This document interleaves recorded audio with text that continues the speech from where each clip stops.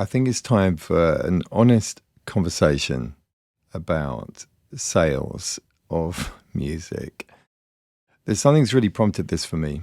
And what it is that I've looked at the chart position that I'm in at the moment on the Traxsource Garage chart, which is number 8. And that's great. Really good news. Thank you to all 11 of you that have helped me get to that position. So here's the reality, right? The sales are just so incredibly low. So it's kind of unfortunate because, I think lots of people when they're starting off, they have these kind of dreams and aspirations that they're going to be able to, I guess, kind of escape from the mundane reality of many people's lives and go off and do something where they can, make lots of money perhaps from their music. The reality is that there are certain genres and styles that will perform well. Even there are actually some notable artists, producers on the garage scene in terms of the garage chart with Traxsource that will definitely sell a decent amount. So I think the number of sales you need to get into the chart is dependent on the scale or success of the other singles. And being in the high ranking is a measure just really of that moment in time, the popularity based on the sales. It's not indicative of any degree of absolute success. That's for sure. So, there's a ranking of 100. And if mine has sold 11 to get to number 8, you can imagine that as we go down the rankings, those that haven't climbed higher, you can only imagine how horrifically low the sales are. So really, what I'm trying to say here is if you're into this kind of music, that do not expect to make any decent money from downloads. You can see why lots of people actually gig and why they go out DJing every weekend, because that's definitely where the money is. And I'm lucky, I do have a day job, but I've always pretty much throughout my entire career maintained different day jobs. But I've been very lucky because I've worked in music related aspects. Technology and music is where I've been working for a long time, and I'm very thankful for that. But I'm just trying to kind of paint something realistic here, just to make sure people's expectations are kind of met who are starting off. So absolutely, the tracks are, for many people, they're important, as a counter to what the boss of Suno said. Yeah, he was saying, oh no, music making is not enjoyable. People don't want to make music. They just want to put some prompts in and get some music back. That's absolutely not the case for lots of us who make music. We really enjoy music making. And for me, it's a therapy. It keeps me sane. I do it in the evenings when everybody is asleep, usually. That's my main time. And for me, it's time for myself. And I guess it's quite kind of core, quite spiritual, quite important to me to be able to do that. I have to keep doing it. And that's why I keep releasing music. I'm definitely not releasing music to make money. And I don't go out gigging a lot, so I'm not making money from gigging. So therefore, a day job is important, to me, and always has been. And I'm thankful, as I said, that I'm able to do that sort of thing in an area that I'm really interested in. But, really, it's crazy. It's crazy just how little is being sold these days. People are just not selling the tracks in any great degree. And you can see why lots of people actually don't bother. Many people kind of leave this world. And there are lots of big names out there who did some amazing music in the past who many people would like to see coming back, but there's just no point, So really, do it for your heart and soul, do it for yourself. And of course, it's great when people do appreciate, your music, and it's really, it's great. I do really genuinely appreciate all 11 people that have actually bought the piece of music, because it's, it's a commitment. It's someone's actually buying something. And streaming is another thing entirely. I haven't even bothered looking at any of the streaming stats. The thing that I don't do that others possibly do is spend lots of money on getting stuff out there. Equally, I don't actually do tons of social media promotion. I don't do a lot of pushing. I haven't got the energy for it. I do everything myself. So if anything ever happens, it's because it's organic. Sometimes I do pay for extra reach on ads. Nothing significant, but sometimes I do. I've been experimenting just to see if that does work. But I'm convinced that those out there that do well do so because they've got the backing of a machine, and that machine would be a record label that has influence, that has the ability to get things out there, that has the power to create that reach. When someone signs a deal with a record label, what it is a contract where the record label will try to get a bigger reach, get a bigger audience, get more sales. So, who knows? Maybe if I sign my tracks to a label, things could potentially improve. But I'm just not convinced really that this particular sound is that popular when it comes to downloads. Or the other aspect to consider here is piracy. There may be a huge abundance of people just sharing this kind of music around. And, as soon as the music gets made available, it could be shared all over the place. And then there's nothing coming back. So, yeah, it's an interesting time. As I said, for me personally, it's all very much a therapy. It's something that I do because I have to, and I really enjoy making music. I get inspired still, as you saw, by going to the Bear Winder gig at Garage Paradise. Definitely got inspired, and still the music can really excite me.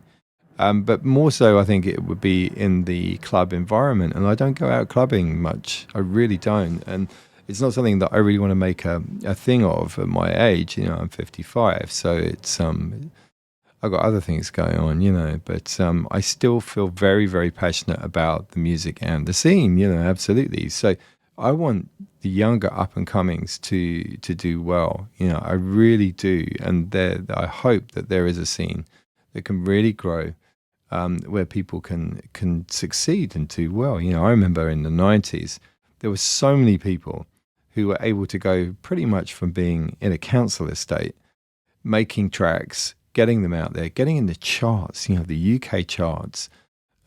People were able to do that, and then to get a decent income, they were able to live off of that money. I really don't think that world exists anymore, and it's a real shame.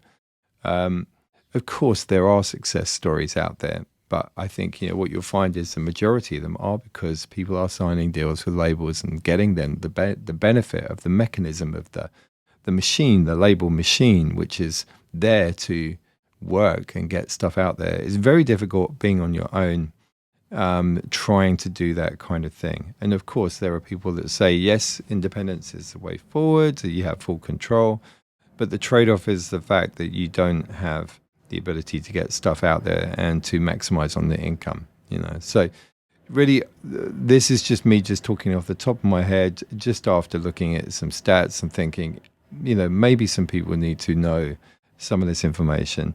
Perhaps I will get in trouble because I think maybe you're not supposed to disclose this kind of thing. But I think sometimes when transparency happens, it can lead on to positives.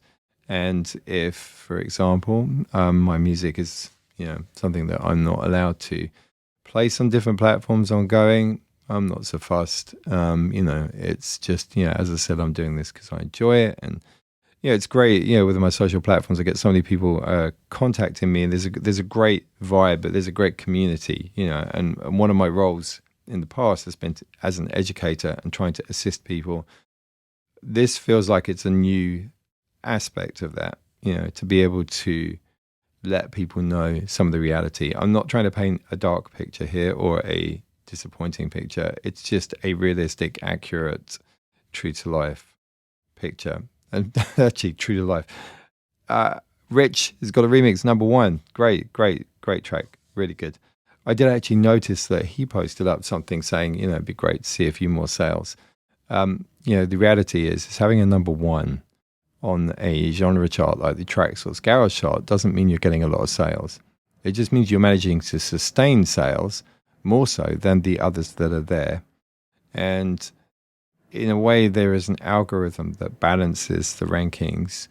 I've yet to determine precisely what happens, but I think if you've got something that stays up the top for a long period of time, you're pretty sure that it's going to be selling a decent, consistent amount for a long period. And if tracks like mine come along, and yeah, of course, there is going to be some kind of balancing there that says, okay, if something's new, give it some priority for some time, let it rise up a bit. You'll be weighting things in the algorithm. And if something like mine has only got 11 sales to get into number 8, and if the others are consistently selling a decent amount, absolutely mine's going to drop down. That's going to be the behavior. And then others, it's almost like the small fish are going to be kind of going up and then going down. The bigger fish are going to stay up there for longer. And that's kind of the behavior. But it's interesting. I would just say, look, just keep going. Whatever you're doing, keep going. Keep making music for yourselves. And for your scene, if you've got a little local thing going on, if you're playing DJ gigs and you want to play some exclusive stuff no one else has got, that's the best way to do it. And vinyl records, of course, people have been reaching out to me saying, why don't you just put stuff out on vinyl? I think that's a good idea, a limited run.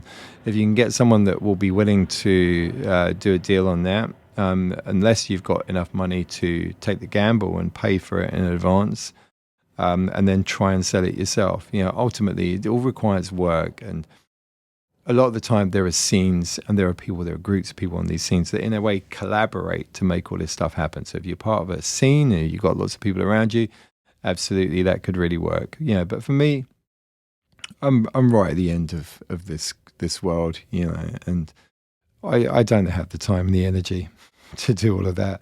I've got family stuff, my day job, lots of things, taking up my time, and rightly so, So really, any of this music stuff for me is a blessing. The ability to get feedback and people liking stuff and enjoying it and sharing it, on socials and so on. So for me, all of that stuff is great, and I appreciate it. But reality is, if you were to go back into, I don't know, the 90s, and yes, we didn't have the whole kind of digital downloads in those days, but the sales of the music were high. We had a dedicated bunch of people that were willing to spend money.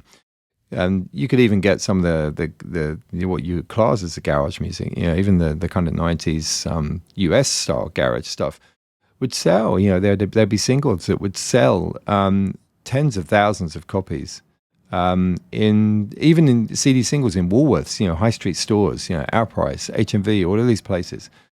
The music was selling in the tens of thousands for those that were successful, and then you've got the modern world. It's very different, much more kind of consumption focused, and those DJs that are still around who are getting digital, I think they are in a minority. Those who are buying, because now we've seen, I've probably posted about this, that Apple Music as a streaming platform can be plugged in and connected to Rekordbox and other similar DJ platforms. So actually, you don't need to buy the music to be able to DJ it anymore. And yes, I think there are possibly some licensing issues about playing those things in certain venues, and a lot of people probably don't want to risk taking a laptop and playing something that's a stream, in a club environment. They'd probably prefer to be doing stuff on a USB key. But loads of DJs, they share music. So if you're part of a select group of DJs, and you're in that list, that little WhatsApp group, you'll get your music for free. It's sharing, but it's sharing in a different way to kind of taking a whole kind of 20 gigs worth of stuff and just sharing it in an archive on a cloud folder, which is the other thing that people do. When you have an intimate, approved selection of people who are on a WhatsApp group who are receiving music, then it's getting shared. But then, do you trust every single one of those? Would it then end up proliferating everywhere? So there are lots of things to consider here. As I said, this is just me off the top of my head, just feeling spontaneously like doing something in my lunch break and just coming out with this.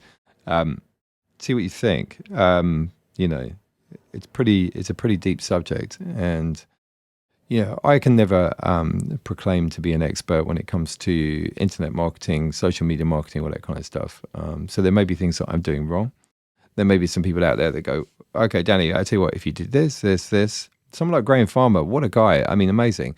I went down to the Brighton Music Conference, and this guy is really smart, really on it. And he's good at doing that, So, but he charges money for that, And at the moment, there's no return on the investment for me if I'm going to do something along those lines. But then it's a possibility of that return on the investment, isn't it? Who knows? Maybe doing that sort of thing could benefit me. So I'm curious. It'd be really interesting to see if there's anybody with any thoughts on any of this. I'm sure there will be. And I'm looking here. I'm about 15, nearly 16 minutes into this. So I am very surprised if everybody's attention stays on this.